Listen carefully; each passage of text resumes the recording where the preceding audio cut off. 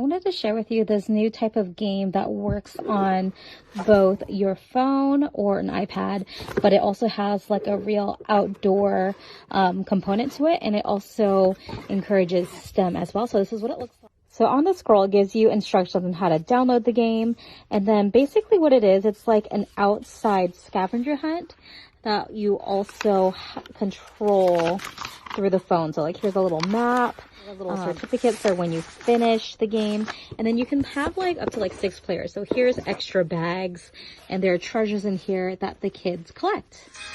Okay, so we're gonna start our quest. You can move it with the phone, and then we're gonna go and try to find some of the quests.